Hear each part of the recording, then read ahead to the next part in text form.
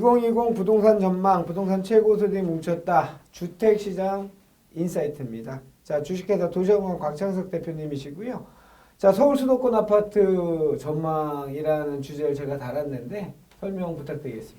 이 부동산 전망이 전국 단위로 되면 애매모호해집니다. 이게 지역별로 보통 이제 생활 권역별로 따로 움직이거든요.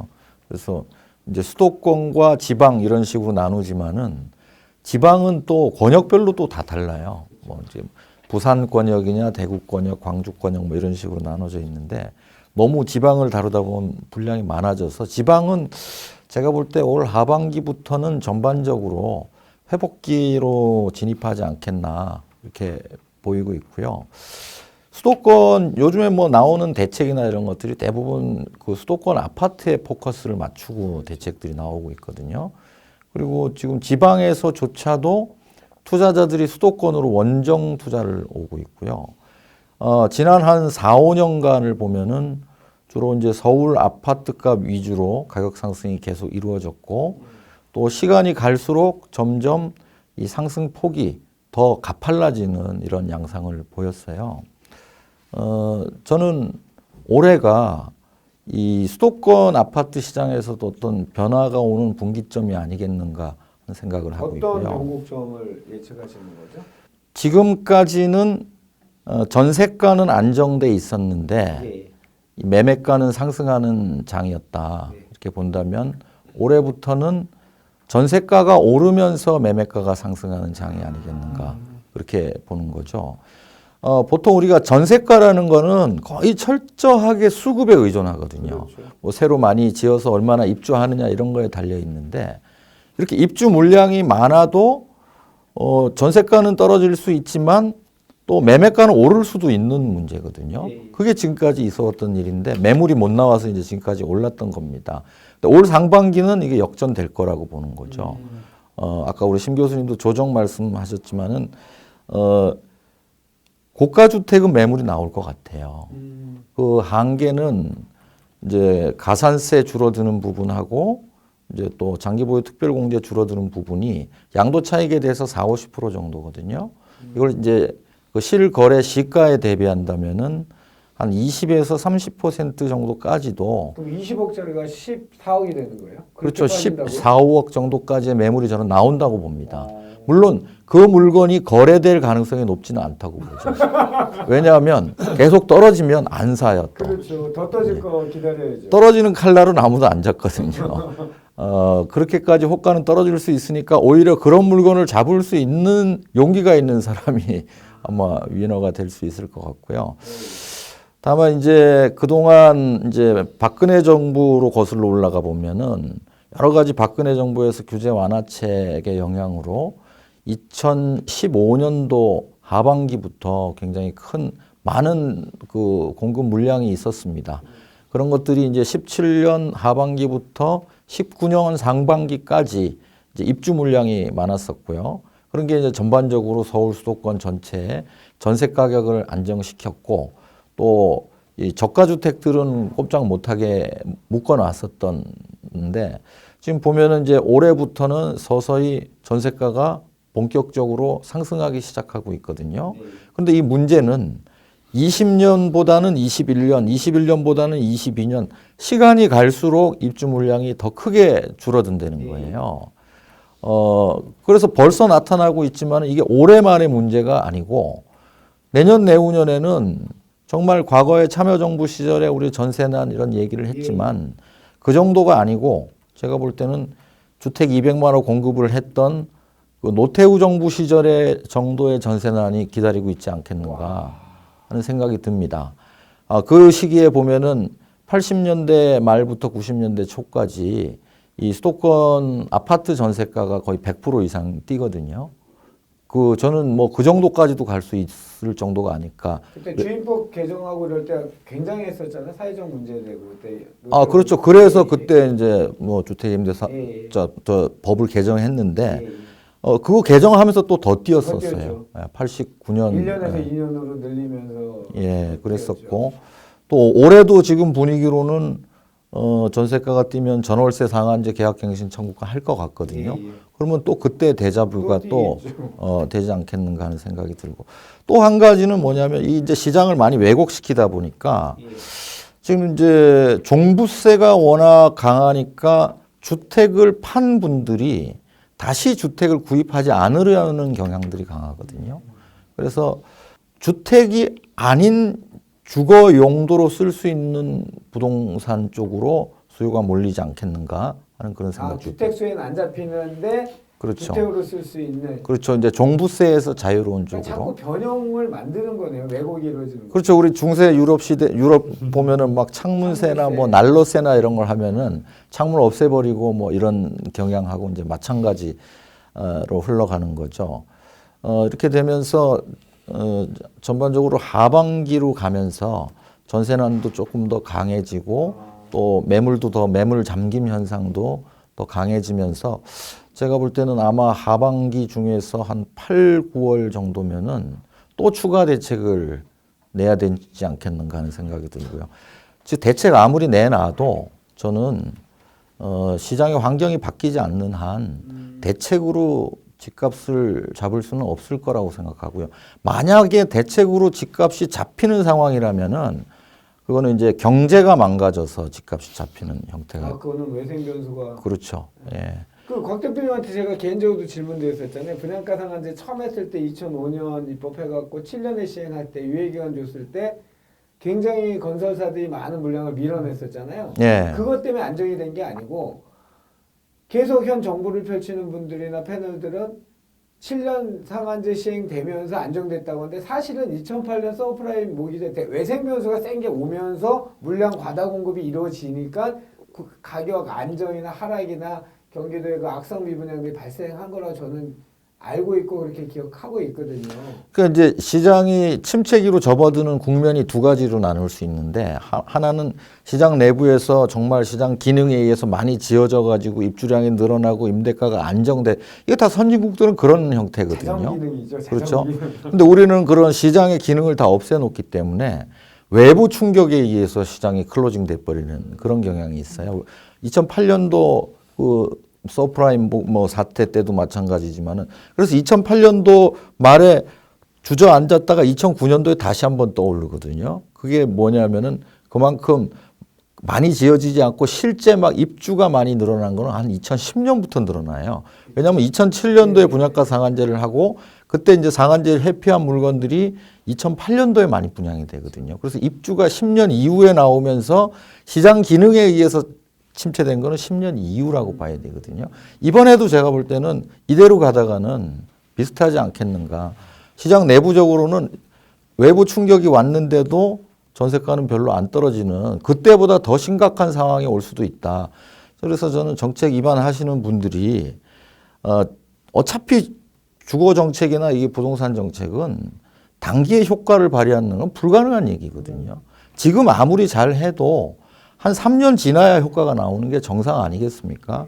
근데 우리가 제일 문제가 이게 5년 단임제다 보니까 정치적인 정책이 안 나올 수가 없는 거예요. 3년을 기다릴 여유가 없는 거예요. 3년 기다리면 표 다 잃어버리니까 정권이 바뀌어버리니까. 그 경제학에서 지연 반응도 문제되지만 이 시장에서 그 과민 반응이 항상 이런 문제가 돼요. 조급증이라는 단어를 써도 될 만큼. 그죠? 궁극적으로는 제가 볼 때는 이런 정책을 깊숙이 시장에 개입하면 안 돼요. 신 교수님 그렇지 않습니까? 어느 나라에서 우리나라처럼 이렇게 그분이 한번 토론 좀 해주시죠. 시장에 개입하는 나라가 어디 있습니까? 그거는 뭐 간접적으로 금리 정도는 뭐 할 수 있겠지만은 시장의 제도 자체 이렇게 개입하는 나라는 저는 없다고 보거든요. 예. 자, 곽 대표님은 일단 조금 컬러가 제가 그래서 좋아한다. 거침없습니다. 좀 있으면 들어오라고 할 것 같아요. 자, 2020년 이제까지 4, 5년간의 상승기는 비교를 하면 전세가 안정, 그러니까 사용 가치로 일컬어지는 전세가는 안정이 되고 교환 가치로 일컬어지는 매매가는 상승하는 시장이었다면 2000년 상반기에는 전세가가 상승하면서 매매가가 상승할 것 같고 2020년보다는 시간이 더 갈수록 입주 물량이 감소하기 때문에 전세가가 굉장히 많이 오를 것 같다라는 걱정을 해 주셨습니다. 자, 신 교수님하고 두 박사님 자유롭게 좀 얘기 좀 해주시죠. 네. 두 분 좋아하시는 주제잖아요. 제가 한 말씀 드려야 될 것 같아요. 지금 이제 많은 그 시장 경제를 주장하시는 분들이나 또는 시장에서 어떻게 보면은 어느 정도 공급과 수요의 균형 쪽에 많은 기대를 거시는 분들은 정부가 이제 대책을 갖다 계속해서 20번에 가까운 대책을 쏟아내고 난 뒤에 효과가 없이 계속 반복되다 보니까 정부가 계속해서 어느 정도 시장 상황을 봐가면서 조금 규제를 완화하거나 아니면 수정하지 않을까라는 일말의 희망을 가지시는 분들이 있을 것 같아요. 제가 볼 때는 전혀 아니라고 보여집니다. 왜냐하면요, 정부 입장에서 본다면은 사실은 현재 계속해서 대책을 강화시키는 대책을 내고 세금도 더 높이고 대출도 더 규제 강화하고 이렇게 하게 되면요, 그것으로 인해서 정부는 꼭 먹고 알 먹기입니다. 왜 그러냐? 사실 규제를 통해서 효과적으로 시장에 있어서 성공적인 정책의 효과가 성공적으로 나타나는 것은 별로 중요하지 않습니다. 자기가 예를 들어 대책을 냈는데 시장에서는 오히려 가격이 올라간다. 그러면은 오른 것으로 인해서 아까 말씀 우리 미실현 이익 나왔는데 보유에 따른 세금을 갖다 많이 부과할 수 있는 근거를 마련하는 것이고 세수가 굉장히 크게 들어오기 때문에 정부로서는 뭐 아쉬울 것이 없죠. 또 만일에 정책 실패로 인해서 주택을 가진 사람들이 혜택을 많이 한다고 하지만 아까 세수 정대와 함께 그만큼 그것을 바라보는 또 한편에 있어서 주택을 가지지 못한 사람들은 마음이 아프지 않겠습니까? 그렇죠. 그 사람들은 뭘 할 수 있느냐?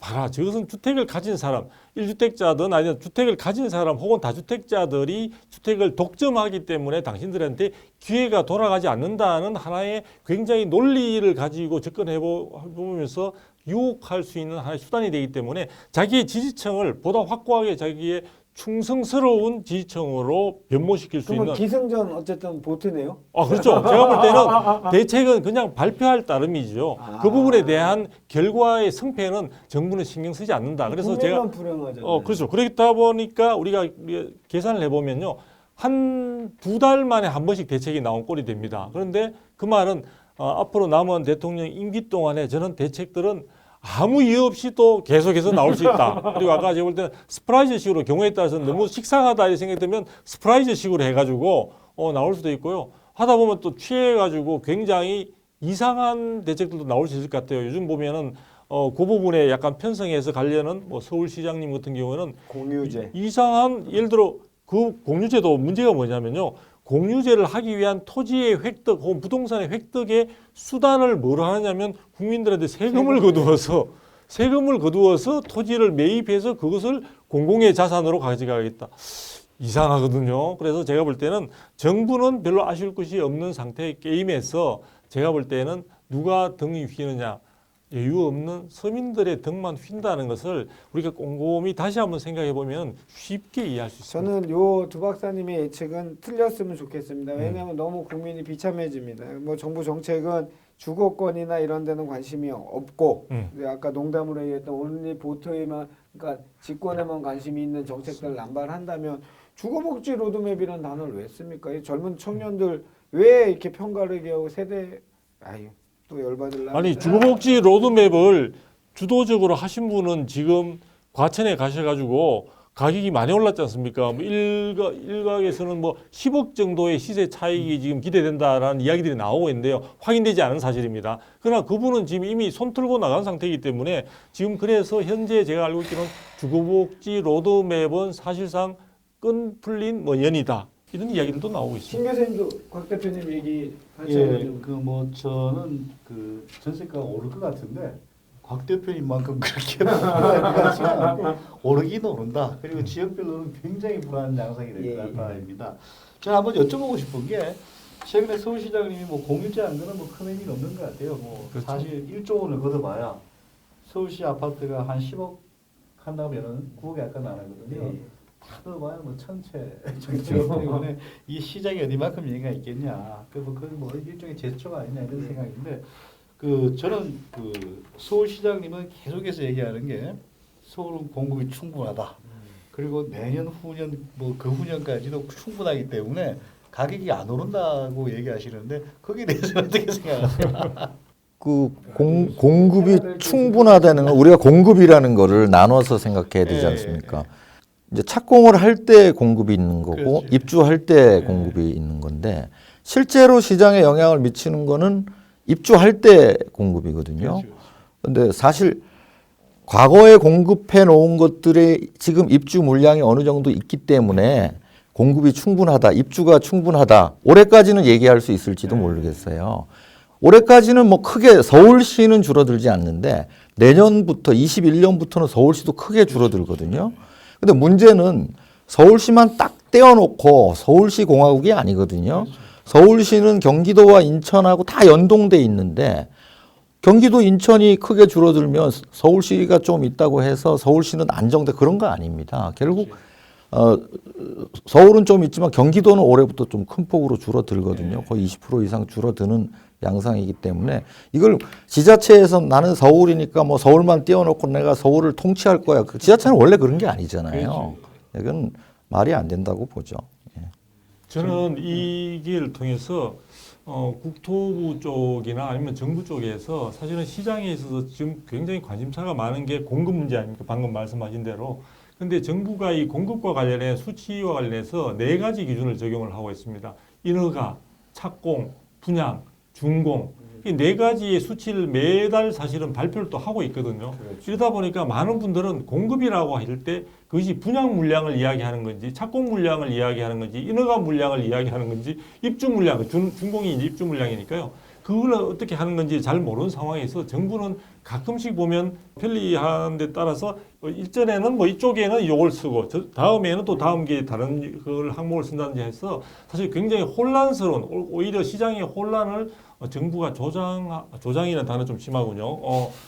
사실은 그런 혼란을 유도하는 그런 측면도 없지 않아 있는 것 같아요. 그래서 앞으로는 시장을 이야기할 때 그런 부분들에 대한 분류는 그 국토부에서 알아서 하시고 제가 볼 때는 많은 국민들이나 또는 집을 원하시는 많은 분들한테는 쉽게 이해할 수 있고 체감할 수 있는 하나의 어떤 그 개념으로 좀 통일시켜 가지고 그 수치에서 시장 변화를 좀 체감할 수 있고 파악할 수 있도록 해주면 좋겠다는 생각이 건입니다. 네, 알겠습니다. 제가 저기 전화 드리겠습니다. 아주 우리 두 박사님 말씀하신 예, 예. 부분에 충분히 공감이 가요.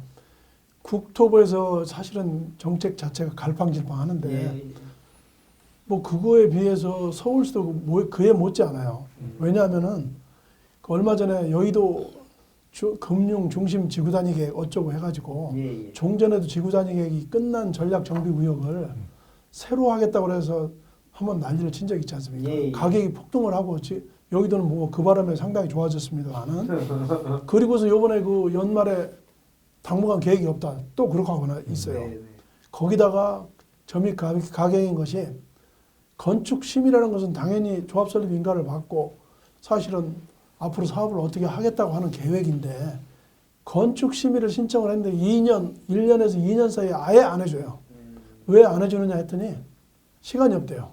그리고 해줄 수가 없대요. 이건 권리지 않습니까? 그죠? 그런데 지금 말씀드린 대로 지구단위 계획을 느닷없이 발표했다가 가격 올려놓고 나서 그쪽에 사갖고 들어간 사람들은 지금 연말에 또 안 한다고 만세 부르니까 그런 상태고 지금 강남에 있는 이 사구가 건축 심의 자체가 수독돼 있어요. 거의 99%가. 그래놓고 무슨 공급을 더 하겠다는 건지 이해를 할 수가 없어요. 다만 또 한 가지는 지금 올해 들어와서도 제가 작년에 케이스를 한번 쭉 찾아봤어요.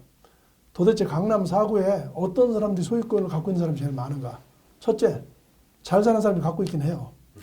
주로 세 채, 네 채 갖고 있는 사람이 많아요. 그런데 이 물건을 지금 분양가 상한제 어쩌고 저쩌고 해가지고 해봐야 빠져나갈 사람은 다 빠져나갔고 관리처분 인가를 받아서 부담금은. 다만 이제 그 분양가 상한제 부분은 관리처분 인가를 받았다 하더라도 올 4월 28일까지 입주자 모집 공고를 안 하면 안 된다라고 했는데 그것도 사람들이 난리치니까 입주자 모집 공고까지 그동안에 세밀하게 쪼였던 것을 풀어주겠다. 뭐 이렇게 얘기를 하고 있습니다만은 천만의 말씀입니다. 강남에 있는 사람들은 물건 안 내놔요. 어떻게 하느냐? 자기 자식들한테 증여를 해버려요, 그냥. 그래서 제가 우리 아는 친구들을 확인해 보니까 증여 등기 자체가 하루에 한 2, 30건씩 나와요. 그러는 상태에서 증여 등기가 나오는 상태고 결국은 이 물건이 나와가지고 무슨 가격 때문에 판다? 쉽지 않은 얘기예요. 거기다가 결론적으로 얘기하면은 제가 한 1년 전에 우리 모임이 있었어요. 그 모임에서 얘기 나와 있던 것이 어떤 친구가 그러더라고요. 뭐 이렇게 복잡하게 하냐. 지금 얘기하는 대로 가짜 뉴스라고 하는 주택거래 허가제를 해버리면 끝나는 건데 무슨 복잡하게 하느냐라고 하는 걸로 봐서는 제가 볼 때는 얼마 전에도 결국은 부동산과의 전쟁을 불사하겠다고 하는 취지는 마지막에 가서는 궁극적으로 가서는 우리가 가짜 뉴스라고 믿고 싶은 주택거래 허가제로 당면할 수도 있다라고 하는 예상을 한번 해봅니다. 자, 마무리하기 전에 뭐 한 말씀 더 하실 분 자유롭게 해주십시오.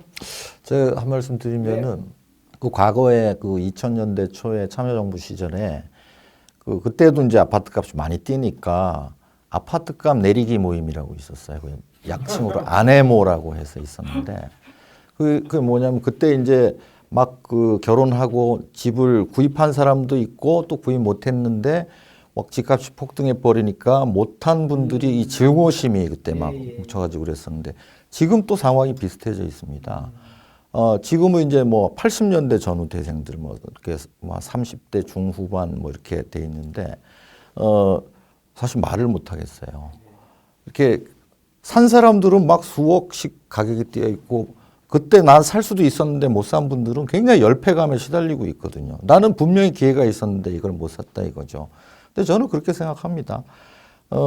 그분들이 사서 지금 시세가 올랐지만 안 팔았으면 아직 이익 본 거 없잖아요. 그 다음에 그거 팔면요. 2채 이상 갖고 있는 분들은 오른 거 대부분 뺏겨요. 세금이라니. 예. 그래서 주택이라는 거를 내가 그냥 그 집이 필요하고 내가 현재 준비가 돼 있으면 구입하는 거고 그게 또 뭐 시세가 올랐다고 좋아할 필요도 없어요. 어느 시점이 되면 또 시세는 떨어지는 거거든요. 그래서 너무 이렇게 시달리면서 밤잠도 못 주무시고 막 분해하고 이럴 게 아니고 여건에 맞춰서 저는 본인이 이미 오른 가격을 접근하기가 힘들면 조금 눈높이를 낮추면 되거든요. 뭐 서울에서도 아직도 싼 집들도 많이 있어요. 또 그게 안 되면 또 밖으로 나가서도 그렇게 해서 본인에 맞춰서 구입하는 게 맞지. 모든 사람이 똑같아야 되고 사촌이 땅을 사면 하긴 우린 단일 민족이니까 그런 게 있긴 있는데 그래도 좀 누그러뜨려야 된다. 그런 말씀을 드리고 싶습니다. 뭐 또 남으셨습니까? 간단히 좀 말씀드리면은 우리나라는 사실 인구가 상당히 그 감소하고 있는 추세이고 이런데 우리 공법을 좀 보면은 말이죠. 성인 남녀가 결혼을 하게 되면은 아파트 주택을 하나밖에 안 줘요. 각자 갖고 있었다 하더라도. 그리고 우리 그 투기과열지구에서 팔아먹을 수 있는 예외 중에 하나가 이혼을 하게 되면은 언제든지 팔 수 있도록 하고 있고 주택 공급에 관한 규칙에서도 마찬가지예요. 실제로 결혼을 하게 되면은 상당히 불리하게 청약 제한을 하고 있어요. 그래서 도대체 인구는 줄어들고 있는데 이혼을 장려하고 하는 법률이 이게 그 도대체 난 이해가 안 돼서 향후에는 좀 이런 것들을 좀 고쳐야 되지 않느냐 뭐 이런 생각도 한번 해보게 됐습니다. 알겠습니다. 2020년 부동산 전망, 부동산 최고수들이 뭉쳤다. 이 최고수들을 영어로 하면 어벤져스라고 하죠. 어벤져스. 저 개인적으로 저도 그 시청자나 세미나나 수강생 됐을 때 강의하는 사람이지만 제가 오늘 참 복된 자리였습니다. 이런 네 분 모시고 이런 이야기를 나눌 수 있는 진행자가 됐던 게 오늘 굉장히 복된 자리였고요.